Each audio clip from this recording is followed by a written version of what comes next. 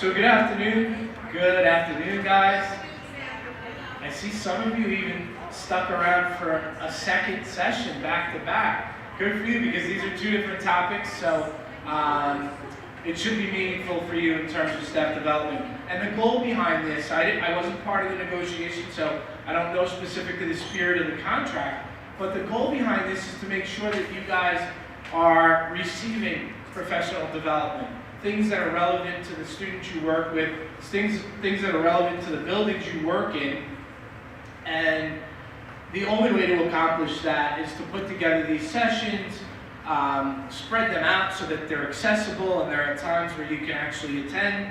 And then we asked on the front side via survey for things you'd be interested in learning about. And I'm happy to say that this is a nice draft for how it will go this year.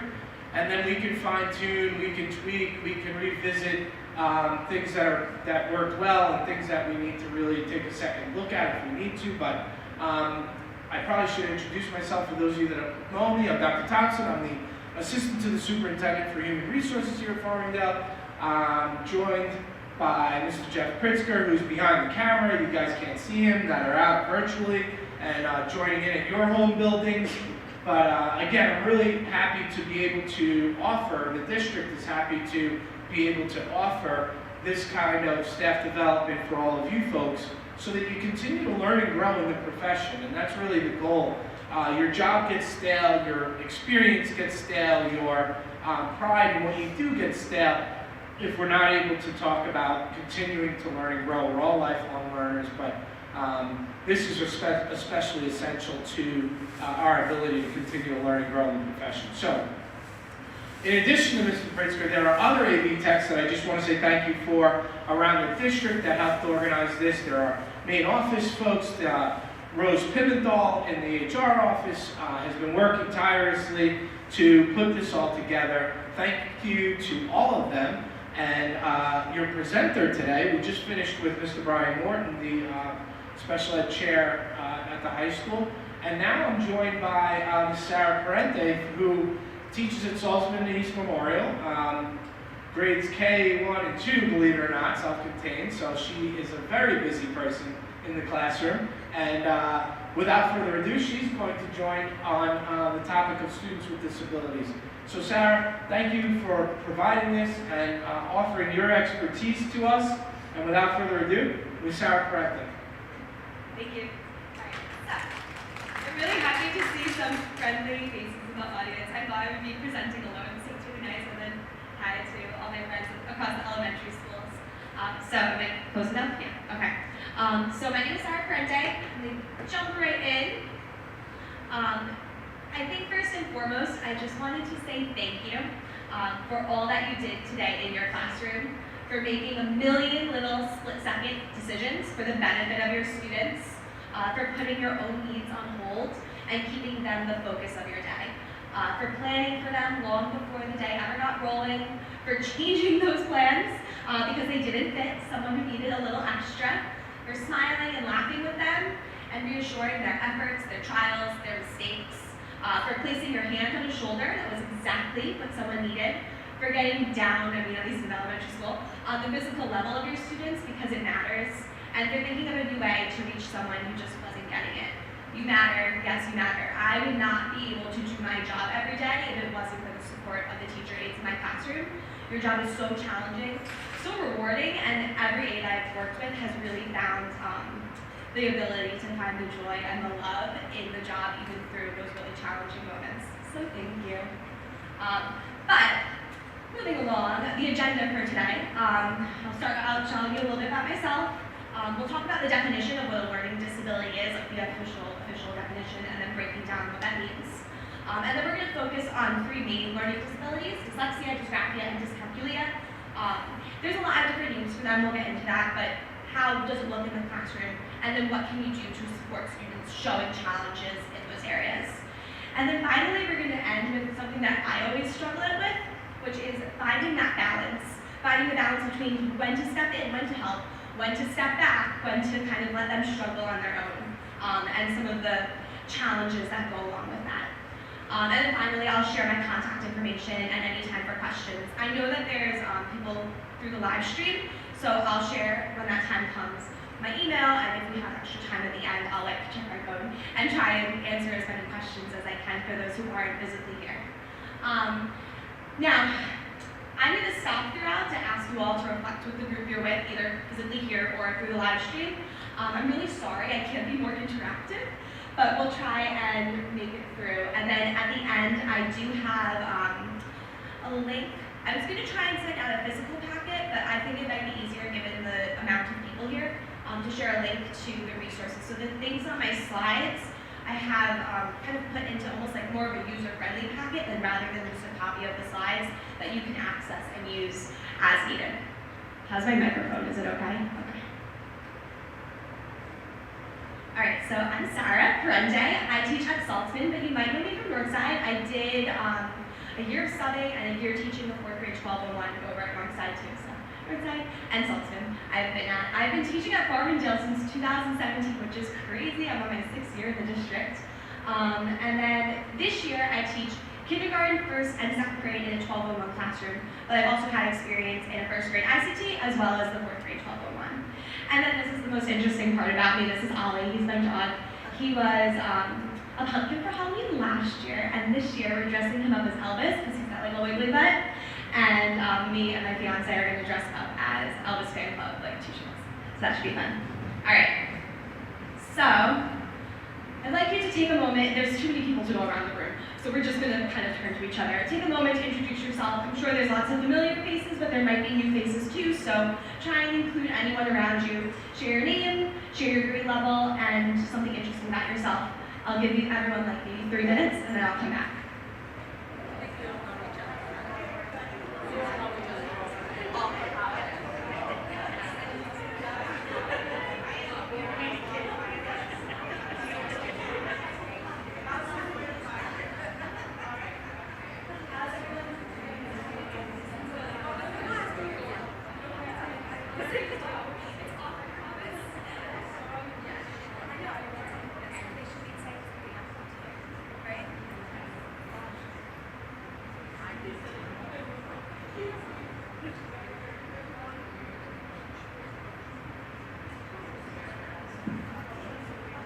All right, one more minute. Try and say hello to somebody.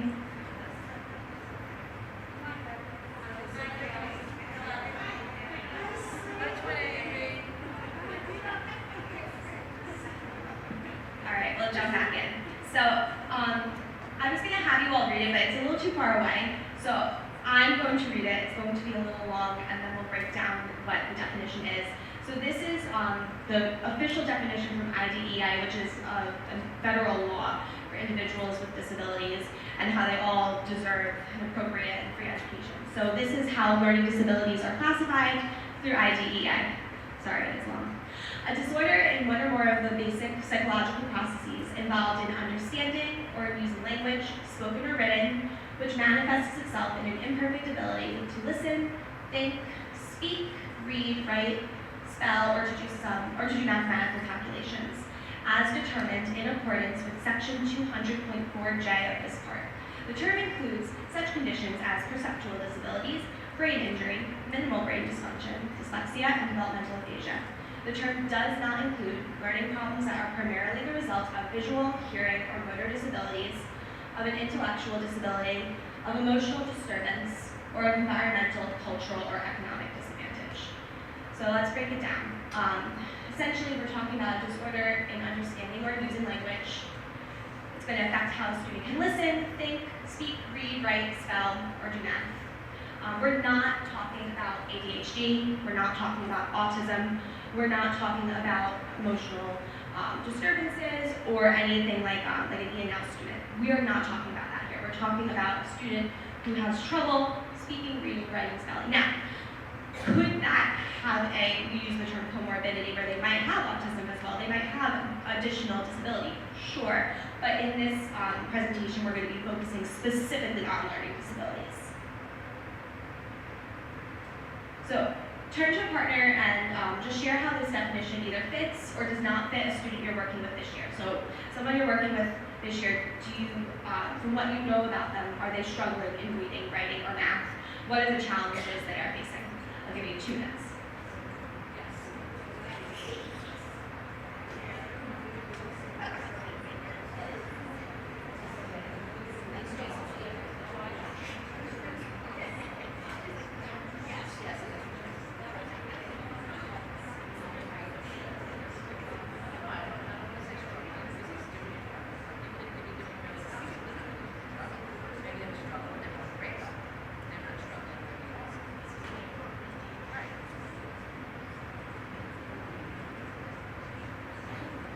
Okay, we'll come back.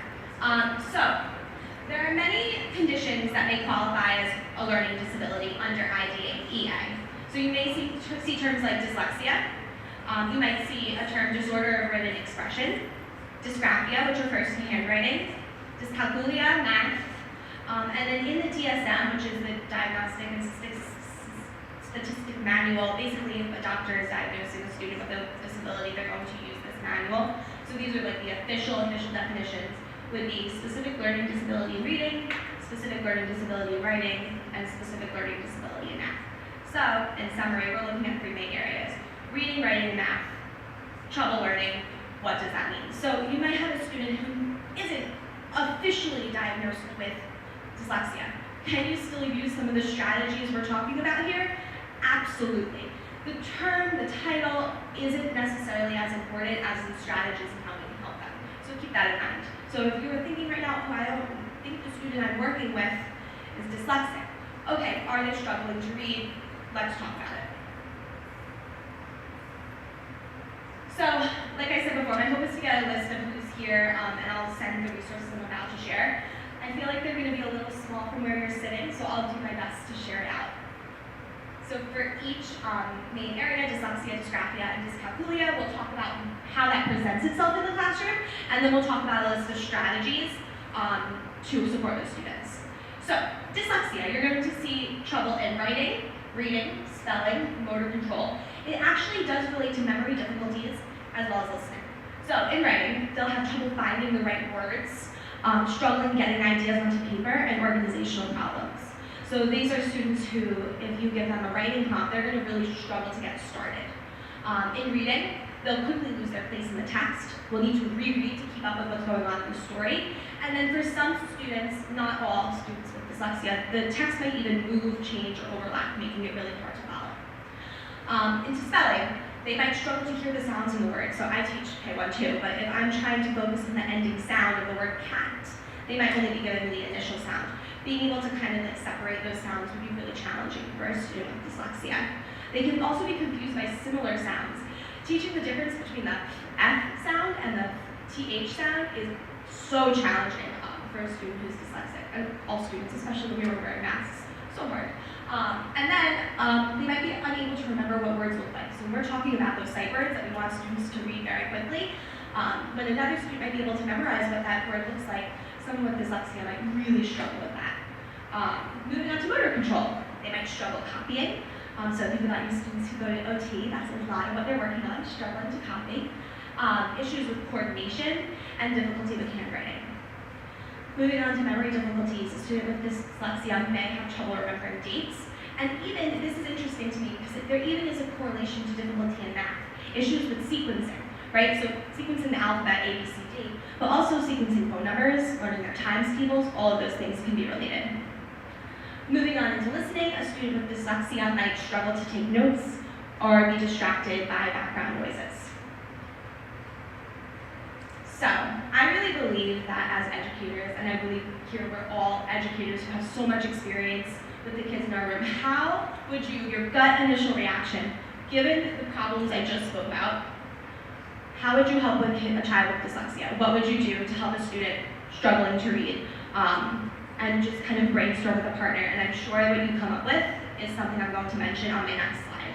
So take a minute, turn and talk to a partner, and think of a strategy to support a student struggling to read.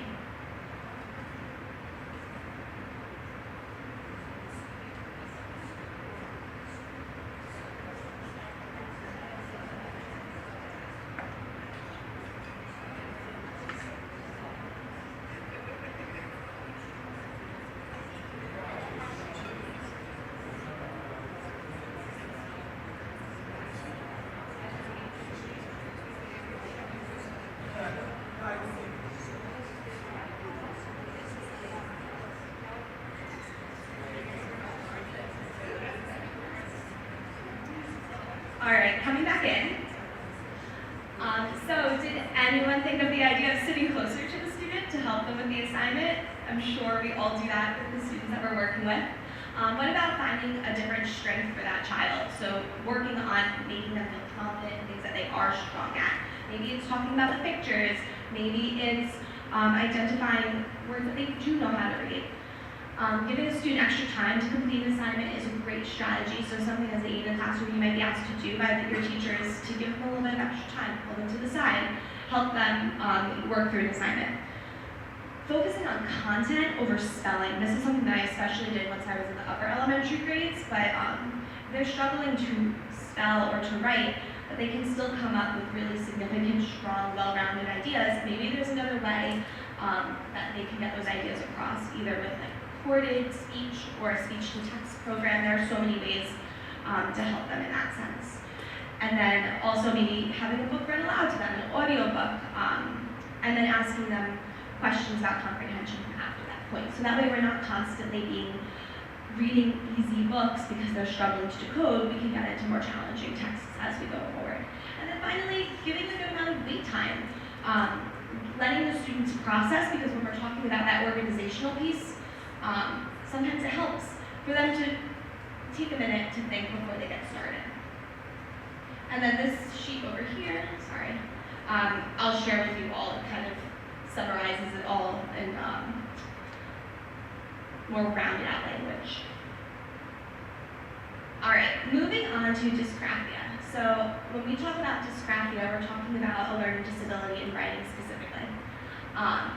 In concentration, we might see it affected, classroom management, organization, and fine motor skills. So a student with dysgraphia might have trouble keeping track of their thoughts, they might tire quickly when reading, or have difficulty thinking of words to write. In classroom management, they'll need support with sentence structure and grammar. They'll benefit from assistive technology and other methods of recording, either speech-to-text or a voice recorder, and they'll require extra time when writing. They'll need activities and instructions broken down.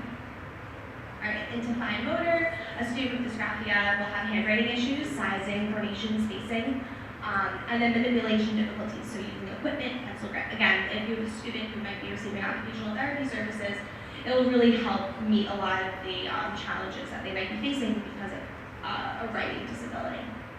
Moving into organization, students will need time for proofreading. They'll require time to plan visually, either through a mind map or a story map. And they'll benefit from visual support, so keywords, checklists, anything that can break down the task into smaller sections. So if you're working with a student and you have a long writing assignment, what are some ways that you can support them? So take a minute, turn and talk about how you can support a child with writing, and then I'll talk about some of the strategies that we can use.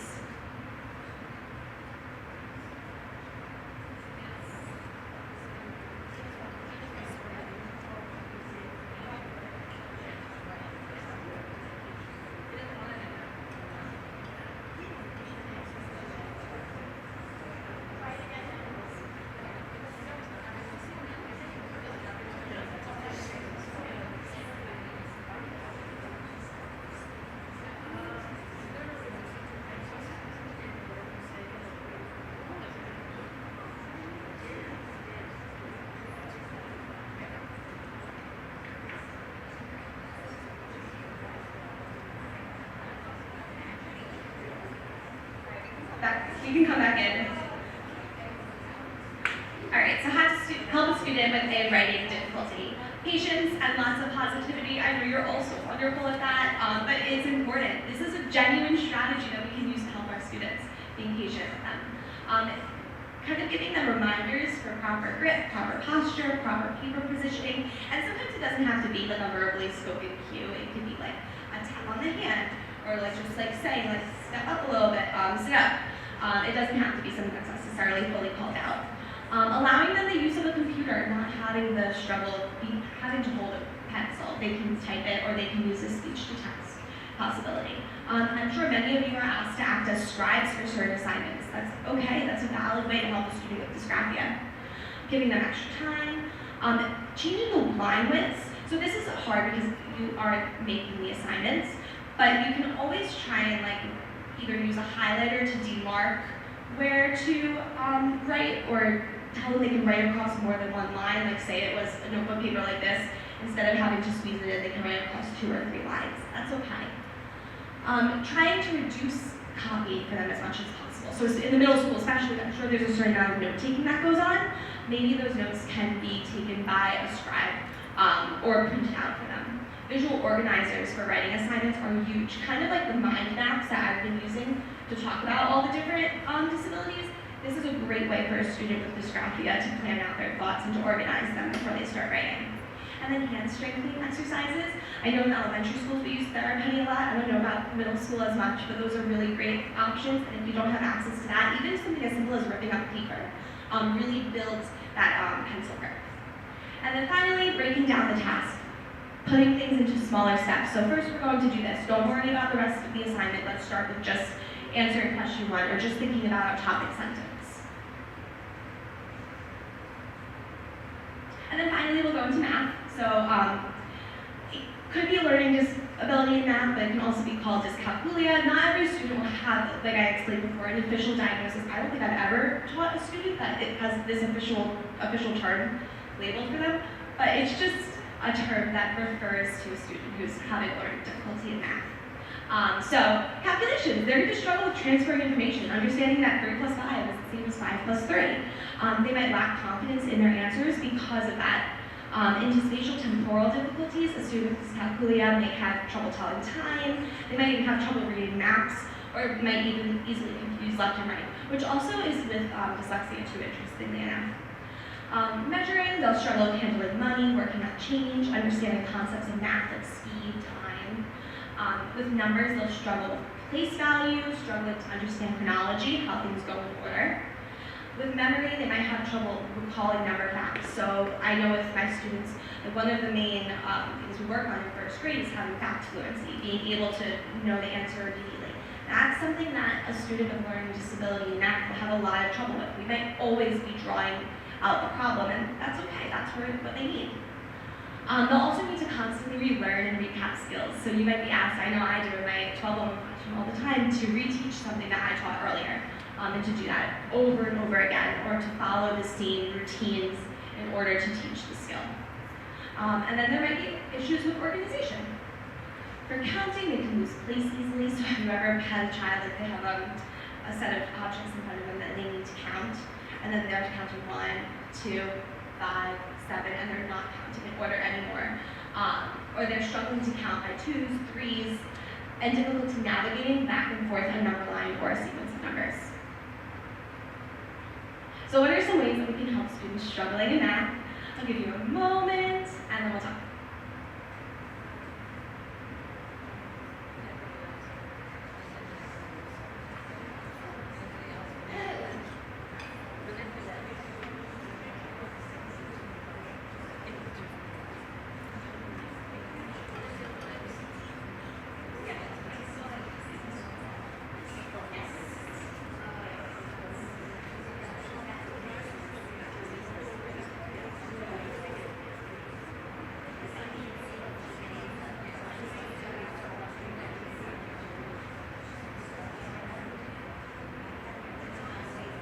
Okay, we can come back in.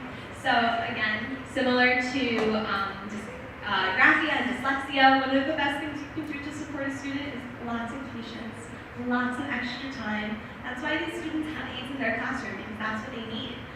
So that is your job. One-to-one support, pulling them in when they need it. And this is why I personally love teaching math, is there's always a way to make it more concrete. There's always a way to make it more visual. With reading, I feel like I can get stuck in my instruction because I'm out of ideas. With math, I feel like there's always a new way to kind of present it. So anytime, and ask your teachers, of course, but I'm sure it's okay if you need to pull out blocks or a whiteboard to draw it out. And finally, lots of praise, helping them as much as you can, making them feel confident, and repetition. You will be asked to reteach things that we've already taught over and over again, and thank you for doing it. So, it's a balance, right? So we're talking about all of these, they're coming up again and again. Patience, extra time, one-to-one support, repetition. And then, I feel like sometimes we're doing too much. And then students won't even get started if they don't have someone over their shoulder helping them. So there's a coined term for this. It's called learned helplessness. It's really when we're starting to see students develop low self-esteem, high levels of frustration or passivity, a lack of effort, or feeling like they're giving up. So take a moment and just kind of reflect on that, share with a partner. Have you seen these sort of symptoms in the students that you're working with? Have you seen like a lack of initial effort to get started? And then we'll talk about some ways to kind of limit this moving forward. All right, I'll give you a moment.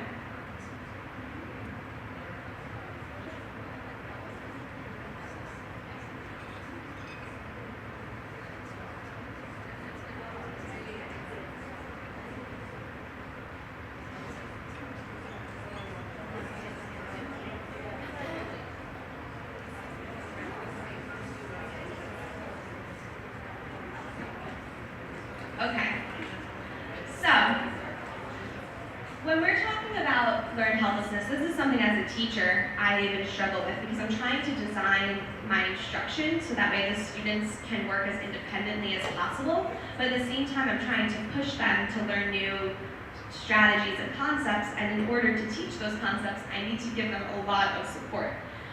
So it's very much a balance. But I think when we're talking about the strategies that I spoke about today, like the one-to-one support, the refocusing, lots of praise, encouragement, I think there's a certain almost like flow chart we can follow of how to support these students, because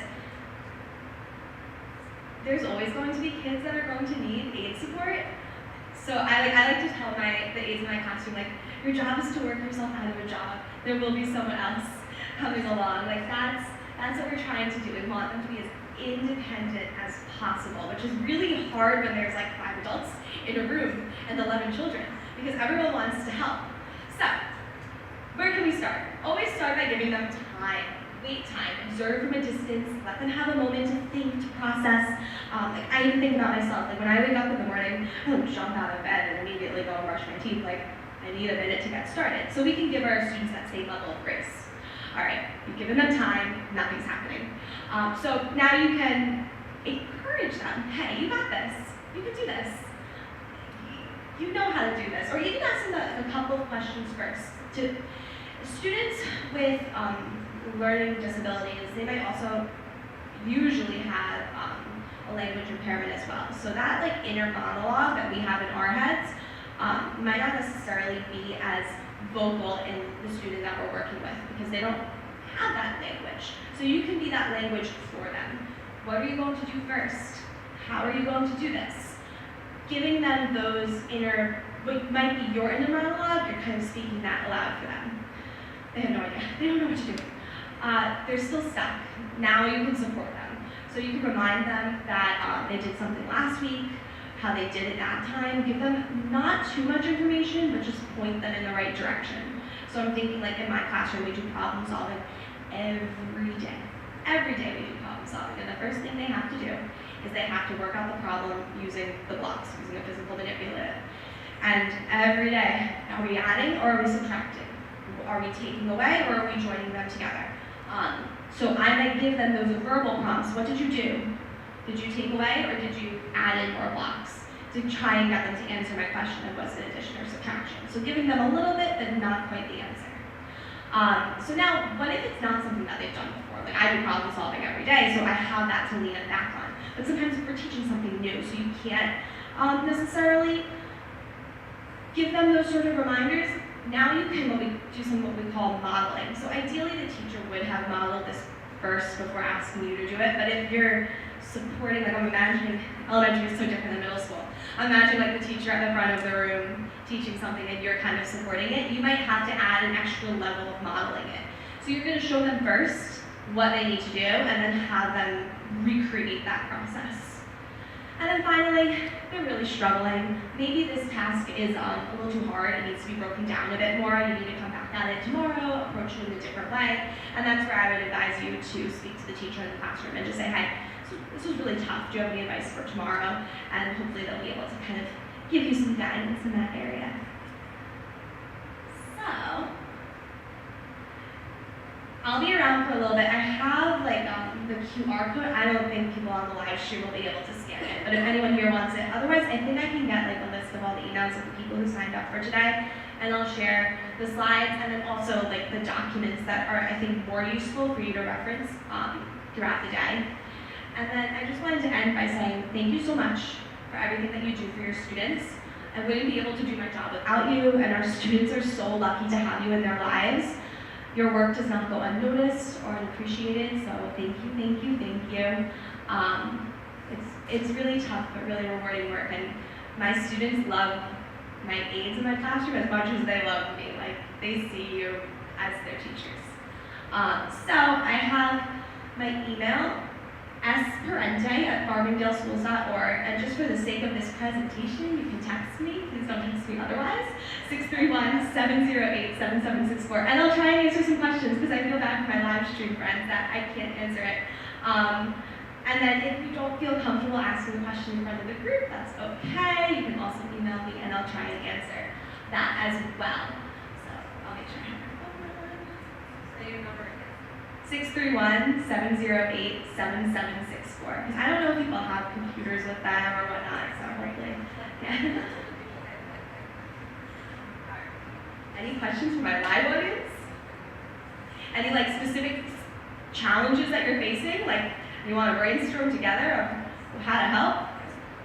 I think one of the delicate balances has to do with your earlier slide about that gradual release for supporting kids. Because a lot of times you want to just get them to the answer, and that's really not helpful in scaffolding for them. So you had a slide in there that was really perfect and had different scenarios of when and how you gradually release an answer or get to support for them.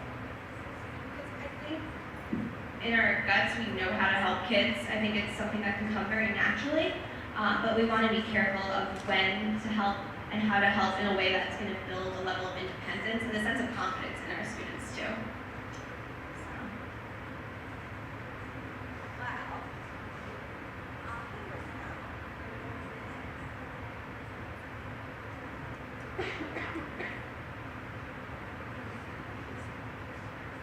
All right, well, thank you.